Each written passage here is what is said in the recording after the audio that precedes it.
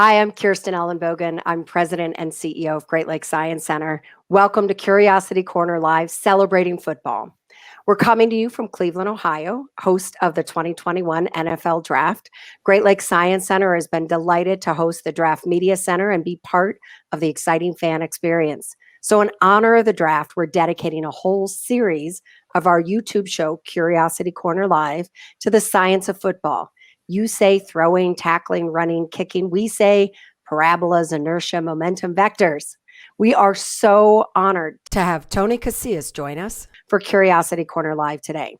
Now, Tony was a defensive lineman in the NFL for 12 seasons, collecting 23 sacks, 2 Pro Bowl invites, and 2 Super Bowl championship rings. His storied accomplishments in football go back to his college years at University of Oklahoma, NCAA National Championship, Lombardi Award, College Football Defensive Tackle of the Decade, College Football Hall of Fame, and then his professional career began in 1986, selected 2nd overall in the NFL Draft by the Atlanta Falcons, most ever tackles by any Falcons defensive lineman, 4th best overall in franchise history, then on to the Dallas Cowboys, part of the best defense in the league, back-to-back victories in the Super Bowl, 92, 93. But since retiring, Tony's been busy, business entrepreneur, television, radio broadcast, public speaker, mastering his golf game, and giving time to many charitable organizations in Texas, and in Oklahoma. So let me get this conversation going, Tony. It really is an honor to have you with us at Great Lakes Science Center. Well, thank you so much. I think the science and the fascination with sports, and as you mentioned, having a draft in Cleveland and seeing some type of normalcy with the COVID pandemic, we weren't able to experience it last year. But it's good to see some excitement and what you guys are focusing on, and I'm really just honored to be with you. Thank you. Well, let's start with family, right? It's COVID times. Everybody's used to seeing our houses and things. You've got wonderful children. Let's start the conversation as parents. Like, how does science play a role, with the athletics your kids are doing, thinking about the science in your children's life? Let's start with that.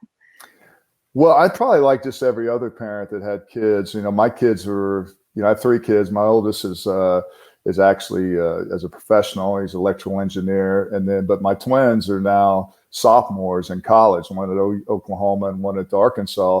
And so when the whole pandemic started last year, it's just, God, it seems like it's been eternity. There was some adjustment. I remember when they came home for 5 months and they got tired of us and we got tired of them. Yeah. And so the whole science of the communication and what to eat and just being around each other and trying to find something to keep your mind occupied and really just not get in this funk. And I think once you spend a lot of time with, kids, when they go off to college, they get some independency. And then when they come back home and they got to be around the parents and they're like, okay, well, this isn't the college experience. So we really felt for them because it wasn't the conventional way to go to college. I mean, you and I, we never had to experience that. And it's hard not to feel sorry for them. And yet, you're having to pay for them to go to school and they're taking online courses. But I just think being able to occupy your time and do things that are more constructive where you're not eating all the time, try to free your mind and try to find something outside or, games. I mean, we did a lot of games and we're a very competitive family, but just trying to find something to keep your mind and kind of free your soul. Yeah, it's been so critical over this last year. Well, let's dive into the game, right? And you're a defensive expert. So much science that you have to think about in that role. Everything from the equipment you're choosing to protect you, to strengthen you, to deal with injuries afterwards. Give us a sense of the role that science, technology, engineering, math, where did that play a role in your career? Well, I think the physical science for an athlete is your body and just being in tune with that. And as a young person, when I started off, I became really a person of just strength. I mean, I love doing powerlifting. I love going to the gym. And so I really was around that environment where I understood my body and I knew what it took to be a football player. and especially a defensive line, you got to be a strong gladiator, and it's how you get there. I mean, I think that you start your platform and your foundation with the core, and that's, obviously what you have to work with, but then part of the cerebral and part of the science of thinking and really how you apply that, because we're young, we're physically, we're put together where we just have unlimited testosterone, and we're, once we reach our maturity, then we start to grow. But I think for me, it's just understanding, where it started, the core of my body, my legs.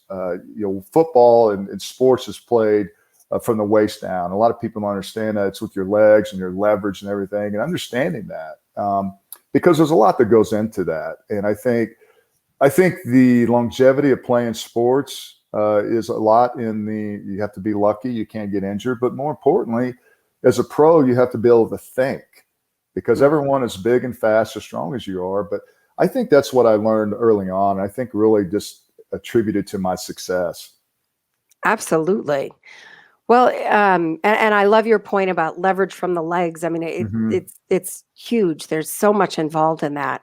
Now, I know football, since retiring, isn't the only sports you've been playing. Are there, when you think across, getting a hole in one, or the range of sports you've played, any other science elements there that come to mind? Well, golf is it can be so complex. Oh, yeah. Bryson DeChambeau, I'm having a hard time pronouncing his name, but he's a golfer that's all about understanding the science of the body and just more the analytics of it. DeChambeau is his last name. Oh, and yeah. So, when I started playing golf, and you mentioned getting a hole in one, that was pretty euphoric. That was almost like winning a Super Bowl. And I think it's like one of those bucket list things. It's like I've been playing golf for a long time, and it's like to actually get a hole in one, and really not ever thinking I may not ever get that. My father-in-law is 86 years old, and he's never had a hole in one. He's been playing for forever, all his life. And so I think that, golf to me is so complex, and understanding, to this day, I have a hard time understanding the golf swing, because as an athlete, it's all about the athletic movement and flexibility. And as you get older, you lose that. But just the analytics of golf in itself is just understanding the golf swing and the play and everything. I've always been fascinated with that. I've always thought if I could come back and be an athlete, or not, or couldn't come back, or someone like Bill Gates, or someone that invented something or anything like that, it'd be a golfer, because it's so complex, and it's an individual sport, and just to really understand it, and it's very humbling. So I think I just look at that and understanding the muscle memory and everything that goes along with golf, and I just always been fascinated. I have a hard time figuring it out, even at my age, but I tell you what, when all those things, the athletic movement and the principles and everything's applied to it, and you're hitting it, there's nothing like understanding the game. Absolutely. I got to tell you, I understand a lot of the science behind it. My game is still not better. Well, at least you got that part down. Well, I'm trying. But the golf, anybody can play. I think that's one thing about the game. It doesn't matter how old you are, as long as if you can walk and you stand upright, you can play golf. So that's good to know. It's one of those classic experiences. It's kind of a low entry point, to actually play it, but the ceiling is, up here. And then the expectations. The expectations. I think a lot of people they get so frustrated because, I'm not very good. I hate golf. It's a very humbling game. But one thing that I really enjoy about it is being to going and playing in some of these great, fabulous pieces of real estate. Just the golf heaven and haven, and where just some of the serenity of some of these courses is spectacular. Oh, it's beautiful. Well, let's wrap up with some reflecting on, thinking about kids in our lives, kids who look up to you. There are a lot of high school students out there, let's say, who look at your career and say, I want a career as a professional athlete. What's your advice to those kids?